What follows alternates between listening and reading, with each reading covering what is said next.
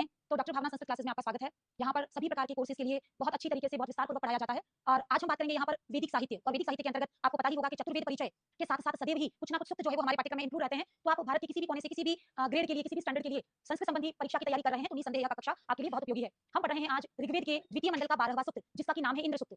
इंद्र सूक्त के लिए बहुत विस्तारपूर्वक, बहुत अच्छे से आज हम पढ़ेंगे भूमिका, और कल हम पढ़ेंगे विस्तारपूर्वक मंत्र। इससे पहले आपने अग्नि सूक्त का सारी की सारी भूमिका और मंत्रों को बहुत विस्तारपूर्वक पढ़ा है, और आपके जो कमेंट्स आते हैं उससे पता चलता है कि आपको कंटेंट कितना ज्यादा पसंद आ रहा है। काफी कमेंट ऐसे हैं कि मैम हमने इस टॉपिक को कई जगह से पढ़ा है, लेकिन आप जैसा पढ़ाते हो वैसा बिल्कुल भी नहीं पढ़ाया किसी ने। बहुत अच्छे से एक एक शब्द का विस्तारपूर्वक अध्ययन करते हुए यहाँ पर संपूर्ण जो टॉपिक है उसकी ओर हम अग्रसर होंगे। बिल्कुल, वेरी गुड आफ्टरनून, नमस्ते, बहुत सारा शुभाशीष। चलिए आ जाइए, हम शुरू करते हैं। Net, JRF, assistant professor, first grade, second grade, TGT, PGT, किसी भी छात्र के पाठ्यक्रम में यदि वैदिक साहित्य के अंतर्गत आपका इंद्र सूक्त है तो इंद्र सूक्त को बहुत विस्तारपूर्वक आज हम यहाँ पढ़ने वाले हैं। चलिए आ जाइए सभी को। इंद्र सूक्त का बहुत विस्तारपूर्वक, लेकिन सारा का सारा जो बेसिक है, जो कि आपको पता होना ही चाहिए, है ना, उसके बारे में हम सबसे पहले पढ़ेंगे, और कल हम पढ़ेंगे इसके मंत्रों के बारे में। तो बिल्कुल आज की क्लास जो भी छात्र ज्वाइन करें उनको कल की क्लास ज्वाइन करनी ही है, क्योंकि केवल सामान्य परिचय से काम नहीं चलेगा, केवल मंत्रों से काम नहीं चलेगा। सामान्य परिचय और मंत्र दोनों ही कंप्लीटली आप करेंगे तब जाके आपका पूरा का पूरा टॉपिक यहाँ पर कवर होगा। रामावतार वर्मा जी कह रहे हैं पेपर यहीं से बनेगा, तो बिल्कुल यदि इंद्र सूक्त के बारे में कुछ पूछा जाएगा तो पेपर यहीं से बनेगा। ठीक है, चलिए आ जाइए, थोड़ा सा इनलार्ज कर देते हैं ताकि आपको बहुत अच्छे से नजर आ जाए। शुरू करते हैं। चलिए, हमारा टाइटल जो है वो है इंद्र सूक्त 2.12। अब 2.12 क्या है ये तो समझ में आने लगा होगा। द्वितीय मंडल का 12वां सूक्त। आगे जो लिखा होता है वो मंडल होता है, पीछे जो है वो सूक्त है। ऋग्वेद के द्वितीय मंडल का 12वां सूक्त। वॉल्यूम प्रॉपर आ रही है ना? वॉल्यूम प्रॉपर आ रही है क्या सबको? ठीक है, हमारे यहाँ से सब कुछ एकदम क्लियर है। चलिए शुरू करते हैं। इंद्र सूक्त पढ़ने वाले हैं। इंद्र सूक्त ऋग्वेद के द्वितीय मंडल का 12वां सूक्त है। चलिए, सबसे पहले तो अपन बहुत स्टैंडर्ड तरीके से बात शुरू करेंगे महर्षि यास्क। अब महर्षि यास्क को हर बार हर सूक्त में हमें याद करने की आवश्यकता क्यों पड़ती है ना? क्यों पड़ती है? तो हम यहाँ पर कह रहे हैं कि महर्षि यास्क ही वह व्यक्ति हैं जिन्होंने वैदिक जितने भी कठिन शब्द हैं, जितने भी दुरूह शब्द हैं, उनको बहुत अच्छे से व्याख्या की है। तो हम कुछ भी पढ़ना चाहते हैं वैदिक साहित्य से रिलेटेड तो यास्क ने उनके बारे में क्या कहा ये हमें जरूर पढ़ना होता है। कल हमने अग्नि सूक्त पढ़ा था, तो हमने पढ़ा कि अग्नि सूक्त में अग्रणी भवति इति अग्नि, अग्रम यज्ञेषु प्रणीयते, अग्नोपनो भवति इति, ऐसे बहुत सारे विशेषण या बहुत सारी विपत्तियां हमने पढ़ी थी किसके? यास्क के द्वारा अग्नि देवता को दी गई। तो वैसे ही जब भी हम लोग किसी वैदिक कंटेंट की बात करेंगे तो सम्मानपूर्वक यास्क आचार्य को तो याद करेंगे ही। तो यहाँ पर महर्षि यास्क ने अपने ग्रंथ निरुक्तम में लिखा है कि इंद्र, इंद्र कौन है? इराम धनाति इति वा, इराम दधाति इति वा, जो ईरा को धारण करता है या जो ईरा का दान देता है। जो ईरा का दान देता है, इराम धनाति इति वा, ईरा का जो दान देता है, और इराम दधाति इति वा, और जो ईरा को धारण करता है।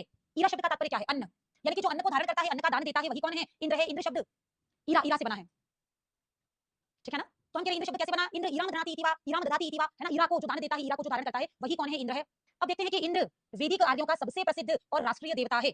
बहुत इंटरेस्ट आने वाला है, बहुत अच्छी तरीके से हम यहाँ पर पढ़ने वाले हैं, और एक एक लाइन में आने वाले एक एक शब्द को सरल करेंगे। इवन मैं तो ये कह रही हूँ कि जब आप क्लास लीव करोगे तो यहाँ लिखी हुई हर लाइन आपको याद होगी, समझ में तो आएगी, लेकिन याद भी होगी। हम कह रहे हैं कि इंद्र जो है वो तो ईरा, ईरा को धारण करता है, ईरा को दान देता है, वही कौन है? इंद्र है। तो ईरा क्या है? ईरा कौन है? अन्न है। यानी कि जो भी यजमान, जो भी उपासक इंद्र देवता की स्तुति करते हैं, इंद्र उनको बहुत ज्यादा अधिक मात्रा में क्या देता है? ईरा देता है। कंफर्म है?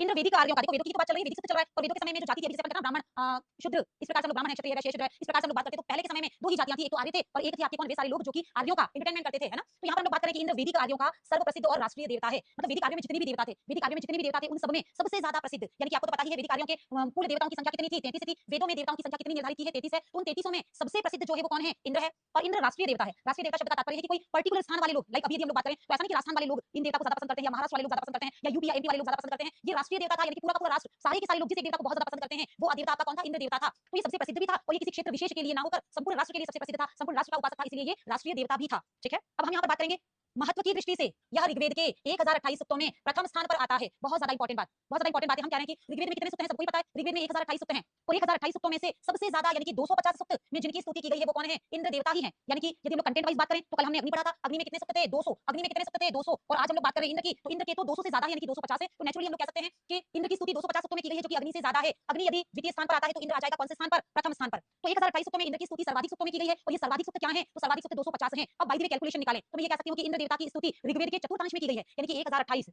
1028 यानी कि लगभग 1000 में से यदि आप 250 को कट करके उसका परसेंटेज निकालते हो तो यहाँ पर 4 बार है ना, 4 4 पॉइंट समथिंग, यानी कि ऋग्वेद का चतुर्थांश, ऋग्वेद का चतुर्थांश, ऋग्वेद का 1/4 भाग में तो अकेला इंद्र देवता बैठा हुआ है। कंफर्म है? ऋग्वेद के 1/4 भाग में तो अकेले किस देवता की स्तुति है? इंद्र देवता की स्तुति है। और यदि अपन अग्नि की बात करें तो अग्नि हो गया कितना? पंचमांश, क्योंकि 1028 यानी कि 1000 में आप 200 को कट करके परसेंटेज निकालते हो तो 200 आपका पंचमांश हो जाएगा। तो अग्नि पंचमांश है और इंद्र आपका चतुर्थांश है। ठीक है, अब देखो बहुत ज्यादा लोग स्तुति कर रहे हैं, इसी कारण तो ये फेमस हुआ, इसी कारण तो ये राष्ट्रीय देवता भी बना।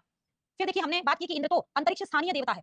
कहीं डाउट की बात नहीं, आप सारी क्लासेस यदि मुझसे ही पढ़ रहे हो तो कहीं डाउट की कोई बात ही नहीं है, क्योंकि हमने जब देवता पढ़ना स्टार्ट किया तो सबसे पहले हमने यही कहा था कि ये जितने भी देवता हैं वो ऋग्वेद में माने गए कितने? 33, लेकिन यास्क ने उनको निवास स्थान के आधार पर 33 देवताओं को 3 भागों में बांटा, पृथ्वी स्थानीय, अंतरिक्ष स्थानीय और द्यू स्थानीय। उसमें हम लोग बात कर रहे हैं पृथ्वी स्थानीय में कौन थे? पृथ्वी स्थानीय में हमारे अग्नि थे, जबकि अंतरिक्ष स्थानीय में इंद्र, रुद्र और वायु, है ना, कल याद किया था। पहले वाली क्लासेस का जो नॉलेज है वो तो बिल्कुल माइंड में रहना ही चाहिए ना। तो हम लोग बात करें कि अंतरिक्ष स्थानीय इंद्र देवता, तो इंद्र का निवास स्थान हो गया कौन सा? अंतरिक्ष। और मैंने तो आपको याद करवाया था कि इंद्र और रुद्र, जहां पर द्र वाली साउंड आ रही है वही कौन है आपके? वही आपके कौन है? अंतरिक्ष स्थानीय है। तो अंतरिक्ष स्थानीय देवताओं में हम बात कर रहे हैं यहाँ पर इंद्र और रुद्र की। ठीक है, अंतरिक्ष स्थानीय इंद्र देवता की स्तुति 2.12। अब देखो वैसे तो 250 सूक्तों में इसकी स्तुति की गई, लेकिन यदि हमारे पाठ्यक्रम की बात करें, हम net, JRF, assistant professor, first grade, जितनी भी पीजीटीज हैं, जितनी भी एलटीज ग्रेड के एग्जाम्स हैं, उनमें यदि आपका इंद्र सूक्त लगा है तो वहां पर 250 में से हमें एक एक पढ़ना है, वो एक हमारे पास कौन सा है? 2.12 है। हर एक कंटेंट को बहुत हद तक जाकर क्लियर कर रही हूँ। 250 जगह पर इंद्र की स्तुति, लेकिन हमें एक बार ही पढ़ना है। कहां वाला? 2.12, तो इंद्र का एड्रेस है, इस एड्रेस वाला इंद्र हमें पढ़ना है। और हम कह रहे हैं कि इंद्र तो अंतरिक्ष स्थानीय देवता है, इंद्र की स्तुति तो 2.12 में की गई है, यानी दूसरे मंडल के 12वें सूक्त में की गई है। और देखो 15 मंत्रों में की गई है, बहुत इंपॉर्टेंट बात। इंद्र की स्तुति कितने मंत्रों में की गई है? तो 15 मंत्रों में। अब जैसे आप नाम याद रखो इंद्र, है ना, वैसे ही आप याद रखो 15, है ना, 15, तो इंद्र 15 ऐसे करके आपको याद रखना है कि अग्नि में तो सूक्त थे कितने? 200, लेकिन हमें पढ़ना था 1.1 और वहां 1.1 में मंत्र थे कितने? 9। यहाँ कितने सूक्त है? 250। 250 में हम लोग बात करेंगे, हमें पढ़ना है कितना? 2.12। अब 2.12 वाले में कितने मंत्र हैं? तो इंद्र तो हम याद करेंगे 15, ठीक है। और देखो कल वहां पर आपका कल आपका वहां पर गायत्री छंद था, बहुत अच्छे से याद होगा। मैं कंपेयर करते हुए पढ़ा रही हूँ, मैं कंपेयर करते हुए पढ़ा रही हूँ, क्योंकि ऐसा नहीं कि आज का टॉपिक पढ़ रहे हैं तो आज वाले ही कंटेंट हमें याद हो। हम आज के कंटेंट को कल से कंपेयर करते हुए पढ़ रहे हैं ताकि कल का टॉपिक हम लोग भूले नहीं। और whenever we read next topic, जब हम लोग नेक्स्ट टॉपिक पढ़ेंगे तो हम लोग इन दोनों का कंपेयर करते हुए तीसरा टॉपिक पढ़ेंगे। क्या ऐसा हम लोग करें? शुड वी डू इट और नॉट? हमें ऐसा करना चाहिए या नहीं? करना चाहिए तो फटाफट से थंब शो कर दो। हम लोग क्या पुराने कंटेंट को भी ऐसा कंपैरेटिव करते हुए पढ़े क्या? जब हम सुक्त में छंद पढ़े तो सारे छंद एक साथ पढ़े क्या? यदि हम लोग ऋषियों की बात करें तो जितने भी हैं सबका टोटल रिवाइज करें क्या? यदि आप चाहते हैं यस ऐसा कीजिए, तो मेरी तो हैबिट है, मुझे तो एफर्ट नहीं लगेगा, लेकिन आपको भी बर्डन लग रहा हो कि अरे भाई क्या बातें इंद्र पढ़ा रहे हो, अग्नि की बातें यहाँ पर कर रहे हैं, है ना। मैं तो कल कुछ और भी पढ़ाऊंगी, तो इन दोनों को रिवाइज करूंगी। Next day whenever I will teach another topic and I revise then all topics, है ना, ये सारी की सारी जो पहले पढ़ चुके सबको लेके चलूंगी आगे। तो ऐसा करें ना हम लोग, ठीक है, चलिए आ जाइए। हम कह रहे हैं अंतरिक्ष स्थानीय इंद्र देवता की स्तुति 2.12 में और 15 मंत्रों में की गई है। अब देखो कल क्या था? कल था आपका कौन? रिवाइज कर लेते। कल क्या था आपका? अंतरिक्ष स्थानीय की कट करो, अंतरिक्ष स्थानीय की जगह कल अपने पास क्या था? पृथ्वी स्थानीय था। और इंद्र देवता की जगह अपने पास था कौन? अग्नि था। फिर अपन बात करें 2.12 की जगह कल अपने पास था कौन? 1.1। फिर हम कह रहे 15 की जगह हमारे पास कल क्या था? 9 था। और हमारे पास त्रिशुक की जगह कल था कौन? गायत्री। तो यहाँ दोनों चीजें याद है आपको? दोनों चीजें याद है ना? सभी चीजें याद करनी है, ऑल ओवर घूमने दो इस माइंड को। फिर हम कह रहे हैं कि इंद्र सूक्त के ऋषि गृत्समद हैं। अब हम कह रहे हैं कि अग्नि के क्या थे? तो अग्नि के कौन थे? मधुच्छंदा, मधुच्छंदा और विश्वामित्र। तो बिल्कुल कंपैरेटिव चलने दो माइंड में दोनों चीजें, है ना। एग्जाम में जाते हो तो सिलेबस में 5 सूक्त है तो पांचों का मैटर लेके जाते हो ना। तो यहाँ दो को ही तो ले रहे हैं, नेक्स्ट टाइम जब तीसरा पढ़ेंगे तो तीनों को ले लेंगे। चलो जल्दी से आगे बढ़ो, हो चुका है रिकॉल। अंतरिक्ष स्थानीय इंद्र देवता की स्तुति 2.12 में 15 मंत्रों और त्रिशुक छंद में निबद्ध है। बिल्कुल सही। इंद्र सूक्त के ऋषि गृत्समद है। इंद्र सूक्त के ऋषि कौन है? गृत्समद। अच्छे से समझना एक बात। देखो हम कह रहे हैं दो, दूसरा मंडल, दूसरे मंडल की हम लोग बात करें। यदि आपने मेरी सारी क्लासेस ज्वाइन की हैं, अभी आपको पता होगा कि हम लोग पर्टिकुलर बात कर रहे हैं नेट जीआरएफ असिस्टेंट प्रोफेसर की। और यहाँ पर हमने ये नेट जीआरएफ असिस्टेंट प्रोफेसर के लिए यूट्यूब पर निश्चित कक्षाएं दी थी, आपको पता होगा, है ना, 7 जुलाई से लेकर 17 जुलाई तक। अब हम वहां पर हमने पूरा ऋग्वेद यजुर्वेद सामवेद अथर्ववेद पढ़ा और हमने वहां पर बहुत अच्छे से बताया था कि 10 मंडलों के ऋषियों को याद कैसे करना है। 10 मंडलों के ऋषियों को हमें याद करना था। और याद कैसे करना था? डिग्री विवाह अभाव कसोका। सबको याद है जिन्होंने रेगुलर क्लासेस ज्वाइन की है ना। डिग्री विवाह अभाव कसोका। तो दीर्घतमा और सेकंड कौन है आपका? गृत्समद। सेकंड कौन है आपका? गृत्समद था। प्रथम मंडल का तो कौन था? दीर्घतमा ऋषि था। और सेकंड मंडल के ऋषि कौन थे? गृत्समद, है ना, गृत्समद थे। तो अब देखिए हम कह रहे हैं कि अग्नि 1.1 था, लेकिन इंद्र कौन है? 2.12। और 2 पॉइंट वाले के ऋषि तो कौन होंगे? गृत्समद होंगे ना। आपको पता है डिग्री विवाह अभाव कसोका। तो जो ग्री है आपका, ग्री दी ग्री ग्री यानी कौन? गृत्समद। और गृत्समद ही तो दूसरे मंडल के ऋषि हैं। गृत्समद ही तो दूसरे मंडल के ऋषि हैं। तो इंद्र तो दूसरे मंडल का है, तो इसके ऋषि गृत्समद हैं। तो यहाँ किसी प्रकार का कोई बर्डन नहीं है, वो तो हमें याद ही है। अब हम कह रहे हैं कि इंद्र की उत्पत्ति विराट पुरुष के मुख से स्वीकार की गई है। सेम हमने पढ़ा था अग्नि के लिए, अग्नि को कंपेयर करते जा रहे हैं हम लोग। हम कह रहे हैं कि इंद्र की उत्पत्ति विराट पुरुष के मुख से स्वीकार की गई है। वैसे ही अग्नि के लिए भी हमने कहा था कि मुखाद इंद्राश्च अग्निश्च, है ना, मुख से कौन उत्पन्न हुआ? इंद्र और अग्नि। मुखाद इंद्राश्च अग्निश्च। कल वाला इंद्र और आज वाला, कल वाला अग्नि और आज वाला इंद्र, दोनों के दोनों ही हमारे उत्पन्न हुए हैं पुरुष सूक्त के 10.90, है ना, पुरुष सूक्त 10.90 से। तो हम कह रहे हैं मुखाद इंद्राश्च अग्निश्च, और किसके मुख से? और वो जो विराट पुरुष है जिसके माध्यम से हमने सर्वभूत यज्ञ किया गया, उस विराट पुरुष के मुख से, उस विराट पुरुष के मुख से आपका इंद्र और अग्नि उत्पन्न हुए हैं। ऐसी बात कही है ऋग्वेद के पुरुष सूक्त में। और पुरुष सूक्त कहां है? ऋग्वेद के 10.90 में है।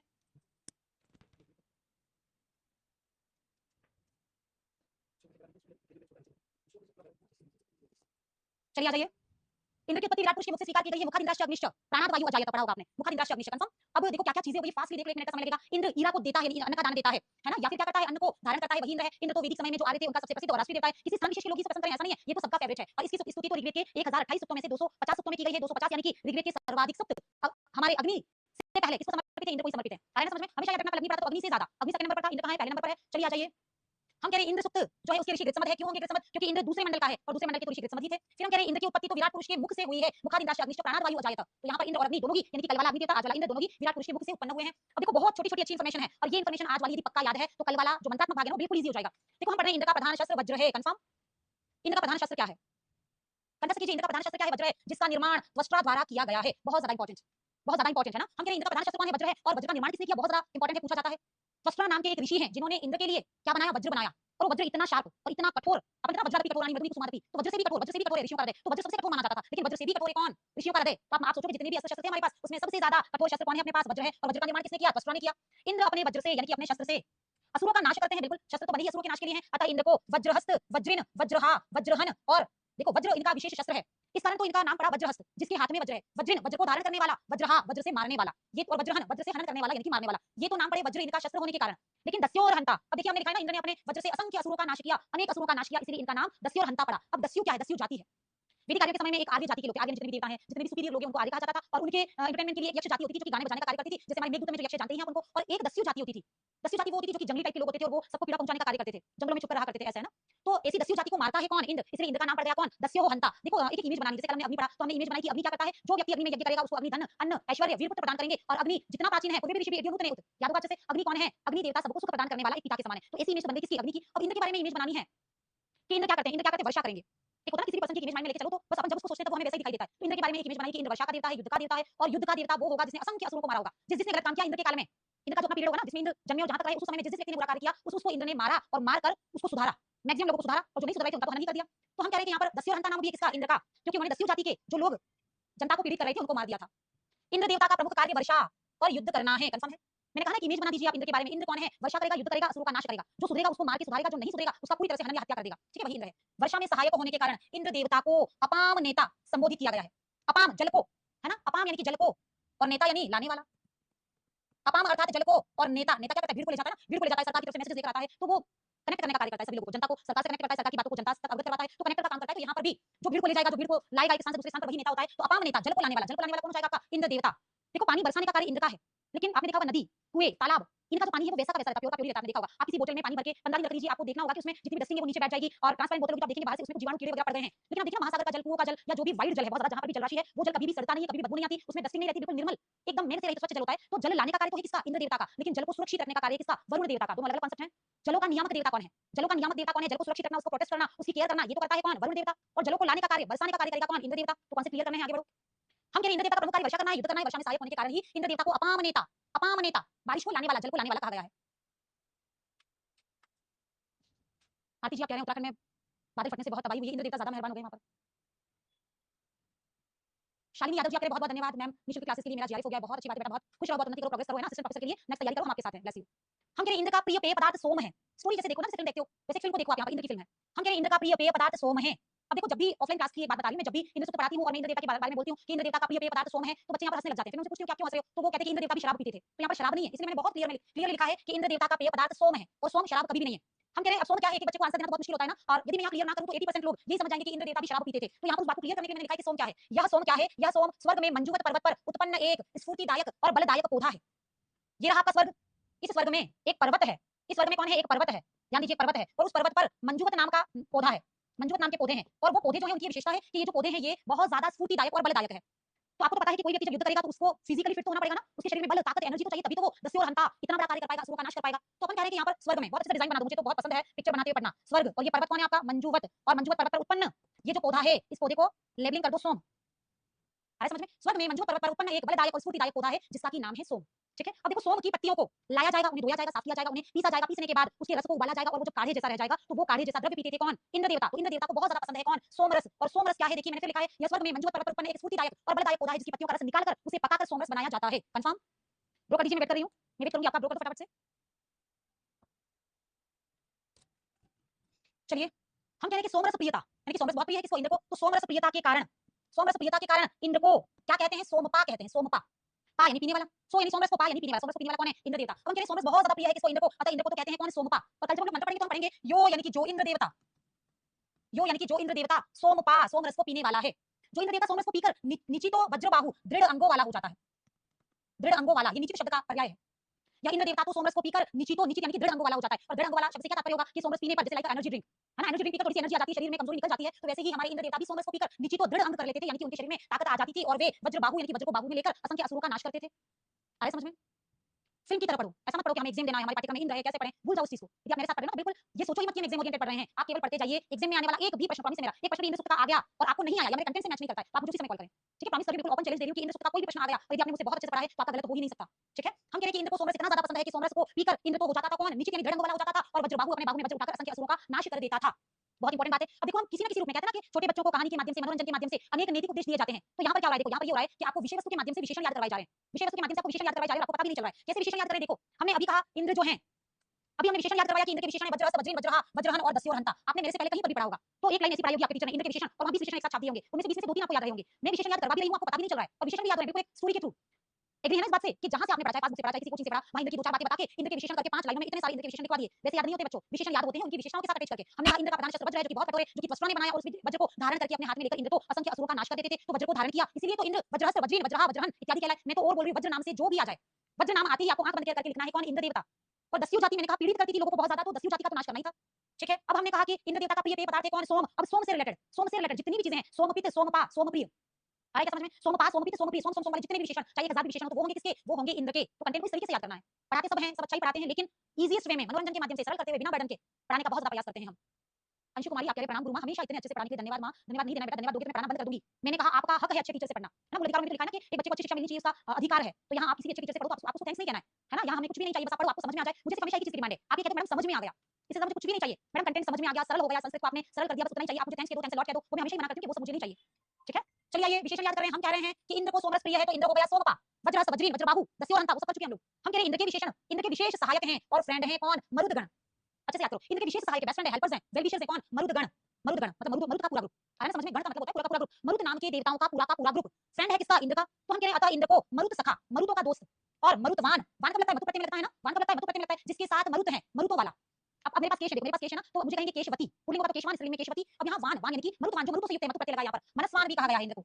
अब बहुत अच्छे से याद रखना है कि इंद्र के बेस्ट फ्रेंड में कौन सा ग्रुप आता है? वो आता है मरुतों का ग्रुप, मरुदगणों का ग्रुप। इसलिए इंद्र का नाम हो गया कौन? मरुत सखा, मरुतवान। रहेगा नाम याद, क्योंकि हम लोग रट नहीं रहे, हम समझ रहे हैं, स्टोरी समझ रहे हैं। ठीक है, चलिए आगे बढ़ते हैं, बहुत सारे विशेषण हो गए हैं। अब देखिए इंद्र की पत्नी का नाम है शची, इंद्र की पत्नी का नाम शची है। और देखो इंद्राणी, इंद्राणी भी कहते हैं। एग्जाम में आपको ये नहीं पूछा जाएगा कि इंद्र की पत्नी का नाम क्या है? इंद्राणी, इंद्राणी सबको पता है। इंद्र की पत्नी का नाम क्या है तो आपसे शची पूछा जाएगा, ध्यान दीजिएगा। इंद्र की पत्नी का नाम शची है, अतः इंद्र को शचीपति और शचीवान कहते हैं। इंद्र को कहते हैं कौन? शचीपति, शचीवान। अब देखो कॉमन सी चीज निकालते हैं, वृत्त वाले जितने भी विशेषण होंगे, वृत्रहा, वृत्रहन, है ना। अभी अपने पास वज्र शब्द आया था, सॉरी वृत्त तो नीचे आएगा, जो पढ़ा चुके इसके बारे में बात करते हैं। अपन ने वज्र पढ़ा, वज्र से रिलेटेड जो भी नाम आ जाए, वज्रहस्त वज्री वज्रहा वज्रहन वज्रबाहु, वज्र से रिलेटेड जो कुछ भी आ गया that's related to directly Indra only. फिर हम लोग यहाँ पर बात करें शची, शची से रिलेटेड जो भी आ गया, शचीपति, शचीवान, शचीवित, शची से रिलेटेड जो भी आ गया वो सारा होगा किसका? इंद्र का। अब अपन यहाँ पर बात कर रहे हैं मरुत, अब मरुत सखा, मरुत प्रिय, मरुतवान, मनस्वान, ऐसे मरुत नाम का जो भी आ गया वो भी हो जाएगा कौन आपका? वो भी इंद्र ही हो जाएगा। बिल्कुल मरुत सखा, मरुत सखा में वो भी समास, बिल्कुल सही कह रहे हैं। चलिए आ जाइए, तो वज्र याद रखना, वज्र से रिलेटेड सारे कंटेंट किसके हैं? इंद्र के हैं। शची से रिलेटेड सारे विशेषण इंद्र के हैं। मरुत सखा, मरुतवान, है ना, वो भी किसके हैं? इंद्र के हैं। आगे बढ़ जाओ, अब सोमपा, मैंने ये कहा कि सोम इंद्र देवता का प्रिय है, तो सोमपा, सोमपित, सोमप्रिय, सोम नाम आते आपको करना है कौन? इंद्र देवता। तो कुछ क्लूज हैं, ये कुछ क्लूज रटने नहीं है बच्चों, आपके माइंड में फिट करवा दिए मैंने, कुछ भी नहीं रटना है, सब आपके माइंड में है। चलिए, इंद्र देवता एक महान सेना का अधिपति है, बहुत अच्छी बात है। अब देखो कोई योद्धा होगा, कोई बहुत बड़ा महान योद्धा होगा, तो योद्धा अकेला कभी किसी विजय को प्राप्त नहीं कर लेता है। एक अकेला राजा किसी विजय को प्राप्त नहीं कर सकता है, किसी युद्ध को नहीं जीत सकता है। यदि राजा जीता है तो उसके पीछे बहुत बड़ी सेना होगी। शीतल जी शर्मा प्लीज वहां पर मैसेज करें प्लीज, यहाँ पर सही एक एक बच्चे से बात करना संभव नहीं होगा ना। हम कह रहे हैं कि इंद्र देवता एक महान सेना का अधिपति है। अब देखो कहीं पर राजा है तो उसके साथ महान सेना तो होगी, और इंद्र तो बहुत ज्यादा लोगों को मारने वाला है, तो उसके साथ बहुत बड़ी सेना है, तभी सेना की शक्ति भी उसके साथ है, और सोमरस को स्वयं भी स्फूर्तिदायक बन गया है। तो हम कह रहे हैं इंद्र देवता एक महान सेना का अधिपति है। अब देखो कल के मंत्रों में आएगा निर्मणस्य महना स जना से इंद्र, लोगों की बहुत बड़ी सेना जिसके पास है, स जना से इंद्र, वही इंद्र है। लोगों की बहुत बड़ी सेना जिसके पास है, लोगों कौन है? वही इंद्र है। हम कह रहे हैं इंद्र देवता प्रथम मनस्वान, इंद्र देवता को प्रथम मनस्वी देवता कहा गया है, प्रथम मनस्वान देवता कहा गया है। इंद्र को देवाधिदेव यानी देवताओं का भी अधिदेव कहा गया है। आपको पता है ऋग्वेद में कुल 33 देवता स्वीकार किए गए हैं, इन 33 देवताओं में से 32 तो मूल हैं, लेकिन इनका जो मॉनिटर है, इनका जो हेड ऑफ द हेड है, वो आपका हो जाएगा कौन? इंद्र। आया ना समझ में? कुल कितने देवता हैं? 33, 33 देवताओं में से 32 तो एक स्टेज नीचे हैं, और इन 33 का हेड बना हुआ है कौन? सॉरी 32 का हेड बना हुआ है कौन? इंद्र देवता। अतः इंद्र देवता को देवाधिदेव कहते हैं। इंद्र देवता को सर्वशक्ति संपन्न कहते हैं, सर्वशक्ति संपन्न। कंफर्म? इंद्र देवता को सर्वशक्ति संपन्न देवता कहा गया है। बढ़िया आगे चलिए आ जाइए। अतः इंद्र को, अब देखो इंद्र कौन है? मनस्वान है, प्रथम मनस्वान है, देवाधिदेव है, सर्वशक्ति संपन्न है। अतः इंद्र को शक्र और अच्युत च्युत कहते हैं। शक्र यानी कि बहुत ज्यादा शक्ति जिसके पास है, शक्र यानी जिसके पास बहुत ज्यादा शक्ति है। अच्युत च्युत, अच्युत च्युत यानी कि स्थिर, और अच्युत यानी कि अस्थिर, अस्थिरों को स्थिर करता है। ऐसा कहा गया है कि पृथ्वी पहले क्या थी? कांपती थी, इंद्र ने पृथ्वी को स्थिर किया। अंतरिक्ष लोक, अंतरिक्ष लोक क्या है? वो भी पहले अस्थिर था, अस्थिर अंतरिक्ष लोक को भी इंद्र ने स्थिर किया। तो जो अच्युत को च्युत कर दे वही कौन है? इंद्र है। तो यहाँ पर विशेषण है आपके मनस्वान, मनस्वान पहले भी आया था वरुण के साथ, देवाधिदेव तो पता ही है आपको, सर्वशक्ति संपन्न है, सबसे ज्यादा स्तुति किया जाता है, तो देवताओं का मॉनिटर है, यानी कि देवाधिदेव तो ये है, सर्वशक्ति संपन्न है, क्योंकि इसने तो असंख्य असुरों का नाश किया है। और जितने भी वैदिक देवता हैं 33, 33 में जिसने सबसे ज्यादा प्रहार किया लोगों पर, जिन्होंने सबसे ज्यादा लोगों को सुधारा, जिसने सबसे ज्यादा लोगों को मारा, वह एकमात्र कौन है? इंद्र देवता ही है। ठीक है, बढ़िया आगे।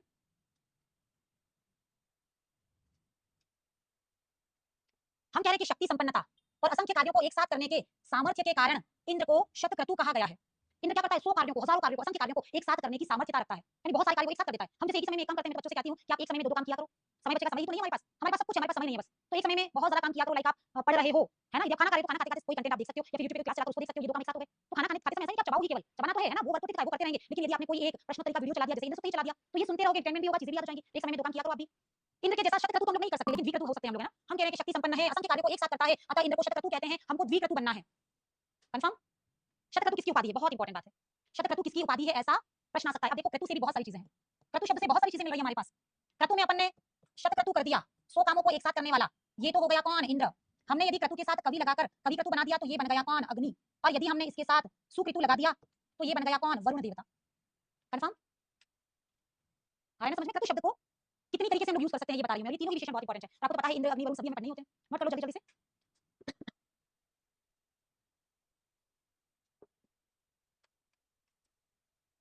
चलिए हो चुका होगा, आगे बढ़ जाइए।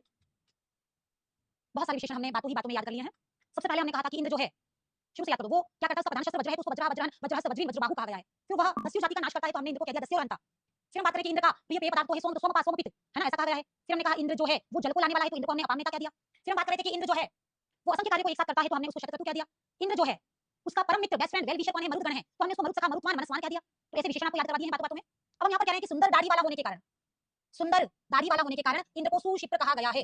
बहुत सुंदर दाढ़ी, फीचर्स जो है ना, लाइक नोज एंड ये चिन, ये सारे के सारे सुशिप्र, बहुत ज्यादा सुंदर अंग है इंद्र के, अतः इंद्र को सुशिप्र कहा गया। सुंदर दाढ़ी वाला, है ना, सुंदर दाढ़ी वाला, सुंदर नाक वाला, ये फीचर्स बहुत शार्प है इंद्र के, ऐसा कहा जाता है। तो सुंदर दाढ़ी वाला होने के कारण ही इंद्र को सुशिप्र कहा गया। सुशिप्र विशेषण हो गया इंद्र का ना, सुशिप्र, सुशिप्र। हम कह रहे हैं इंद्र जुआरी के समान। अब देखना जुआरी क्या करता है, एक अच्छा जुआरी क्या करता है, जुआ खेलता है और सामने वाले व्यक्ति के सारे धन को छीन लेता है। आपने देखा होगा ना मामा शकुनी, मामा शकुनी देखो उन्होंने कितनी अच्छी तरीके से जुआ खेलकर, जुआ नहीं कह सकते उसको, हम कह सकते हैं कि उन्होंने जो गेम खेला, जुआ नहीं कह सकते, उसी तरह का गेम है ये भी, जैसे अपन चेस खेलते हैं, है ना, वैसे ये भी गेम है जिसमें उन्होंने सारी संपत्तियां छीन ली सामने वालों की। उसी प्रकार इंद्र जो है वो भी सबसे बड़ा, सबसे ज्यादा क्या है, जुआरी के समान है। जुआरी के समान यानी कि जुआरी जिस प्रकार शत्रुओं के धन को छीन लेता है, उसी प्रकार इंद्र भी किसी भी व्यक्ति में गलती नजर आती है उस व्यक्ति का सर्वस्व हरण कर लेता है। उस व्यक्ति का संपूर्ण हरण कर लेता है। वो एक चांस देता है सुधरना है तो सुधर जाओ, और नहीं सुधरता है तो फिर वो उसका वज्र से क्या कर देता है, उसका नाश ही कर देता है।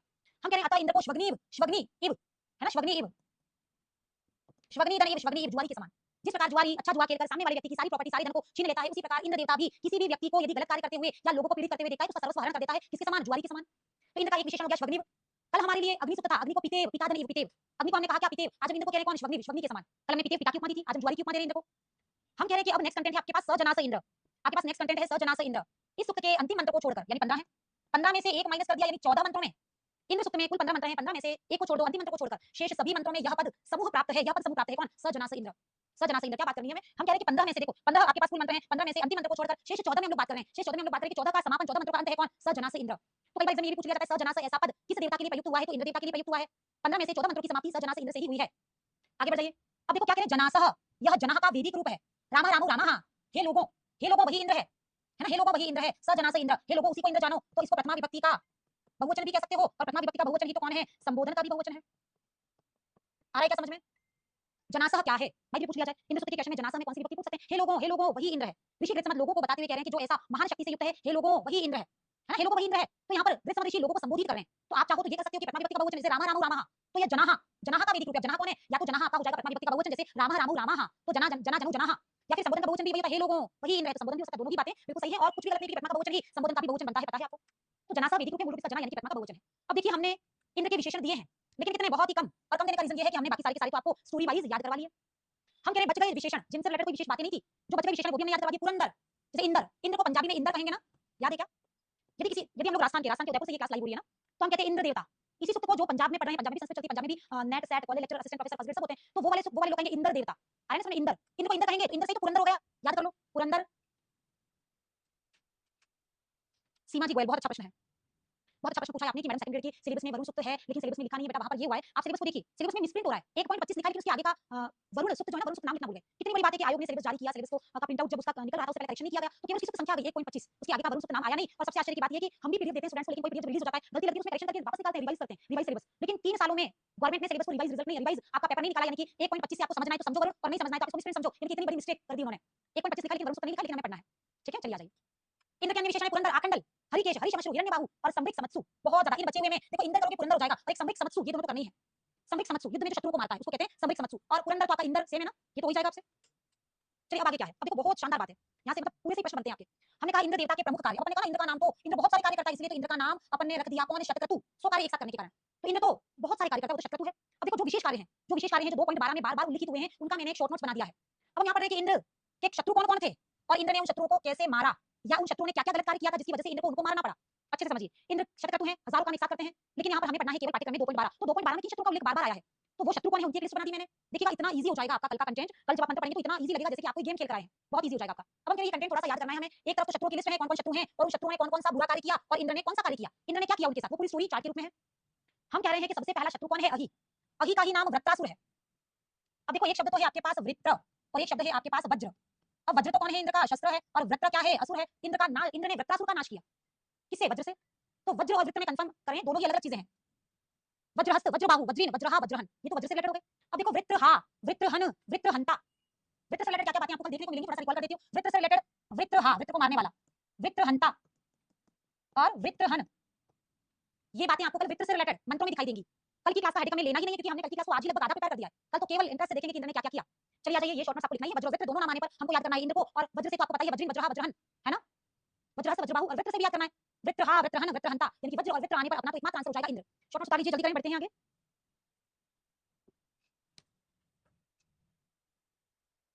चलिए बढ़े आगे। हम बात करें कि इंद्र का सबसे पहला और बड़ा, सबसे बड़ा शत्रु मैं मानती हूँ कि अहि है, अहि का ही नाम वृत्रासुर है। अहि का ही नाम वृत्रासुर है, ऐसा बताया गया है। तो हम कह रहे हैं कि इंद्र ने अहि यानी कि वृत्रासुर को मारा। अब वृत्रासुर ने ऐसा क्या किया था कि वृत्रासुर को मारना पड़ा। इंद्र वृत्रासुर ने क्या किया कि उस जमाने में, वैदिक कालियों के समय में 7 नदियां बहती थी, सप्त सिंधु, 7 नदियां बहती थी। आपको पता है ये बुरे लोग जितने भी है ना, ये जितने भी असुर टाइप के लोग हैं, ये केवल और केवल अपनी शक्ति का प्रदर्शन करते थे गरीब जनता पर। जमींदार याद होंगे, जमींदार भी क्या किया करते थे, गरीब जनता से डबल ट्रिपल कई गुना ज्यादा लगान लिया करते थे और उनको पीड़ित देखकर जमींदारों को और इन असुरों को बड़ा मजा आता था कि देखिए हमने हमारी शक्ति का कितना अच्छा सदुपयोग किया। लेकिन सदुपयोग नहीं था, वो टोटली दुरुपयोग था। अब देखिए अहि यानी कि वृत्रासुर ने क्या किया, 7 नदियां जो उस समय में वैदिक कालियों के समय में चलती थी उनको रोक दिया, बांध दिया। यानी कि एक बूंद भी जल आपको कहीं पर भी देखने को नहीं मिलेगा और ना आपके घरों में कोई पानी आएगा।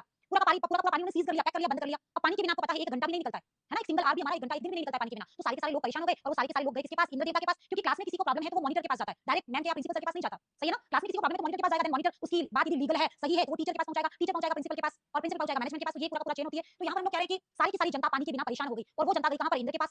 अब इंद्र ने क्या किया, इंद्र तो आपको पता ही है रामायण के लक्ष्मण जैसे थे, कोई बात उनको समझ में आए ना आए तुरंत गुस्सा आ जाता था। लक्ष्मण को पता है ना आपको, तो वैसे कोई बात सुनी कि अच्छा लोगों का पानी बंद हो गया, चलो एक्शन, सुनते ही रिएक्शन शुरू हो गया। अब देखो इंद्र ने क्या किया, अहि यानी वृत्रासुर को मारा और सप्त सिंधुओं को पुनः बहाया।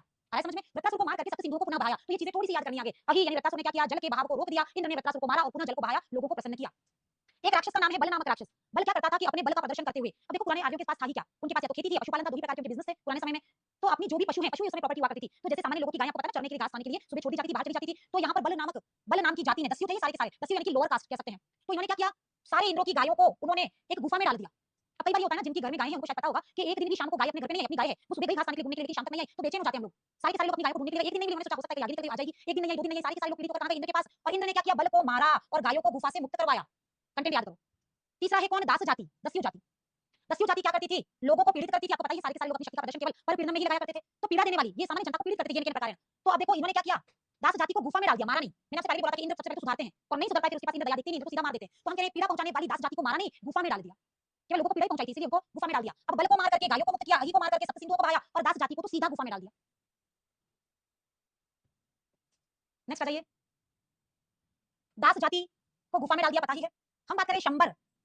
अब देखो मौसम आप कह रहे थे कल ही हमारे घर के पास एक बकरी घूम गई थी, उसके कारण वह रात भर खोजते रहे। अब देखो बेचारी बकरी घूम गई जिसके कारण रात भर लोग परेशान रहे और सारे आर्यों की गायें यदि घूम जाएंगी तो वो लोग कितना आक्रोश में आ गए होंगे, कितना परेशान हो गए होंगे, समझ सकते हो। तो उस आक्रोश के कारण तो इंद्र का बल को मारना जरूरी ही था। ठीक है, हम बात कर रहे हैं कि दास जाति को तो गुफा में डाल दिया, शंबर की बात करें। पर्वत में छिपे हुए शंबर को 40वीं शरद ऋतु में खोज कर मारा। शंबर भी कौन है, असुर है। शंबर असुर लोगों को पीड़ित करता था और इंद्र उनको ढूंढते थे लेकिन वो छुप जाया करता था। 40वीं शरद ऋतु में, अच्छे से याद करना, हम कह रहे 40वीं शरद ऋतु में किसको खोजकर मारा, शंबर को। 40वीं शरद ऋतु में किसको खोजकर मारा, शंबर को मारा। अहि नामक एक असुर था, अहि, अहि यानी कि सर्प।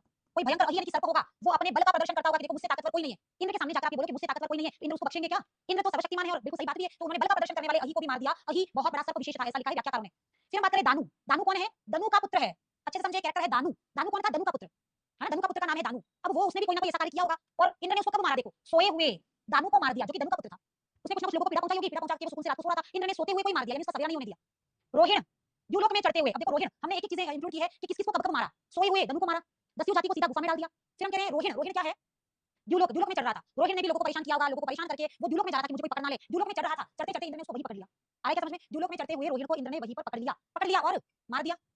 सबको मारा है, अच्छे से देखो। रोहिण को मारा, कंटेंट क्या, तो रोहिण को मारा, सोए हुए दानु को मारा और फिर बल का प्रदर्शन करने वाले अहि को तो मारा ही मारा है, शंबर ऋषि को भी मारा, लेकिन केवल दास जाति पर ही थोड़ी सी कृपा दिखाई। केवल दास जाति पर थोड़ी सी कृपा दिखाई, उनको आजीवन गुफा में डाल दिया, क्योंकि मरने से भी ज्यादा बुरा था ना।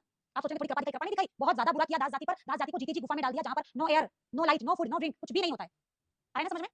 तो ये एक कंटेंट था हमारे पास इंद्र देवता के लिए। पूरा प्रयास किया है कि आपको हर बार स्माइल आए, आप हर बार मुस्कुराते रहो, बिना टेंशन के एंटरटेनमेंट के साथ पढ़ो। ये मैंने पूरा प्रयास किया है और आपने भी बहुत अच्छे से इसको एंजॉय किया होगा। नेचुरल सी बात है, आप सब लोगों ने भी इसको बहुत अच्छे से एंजॉय किया होगा, है ना।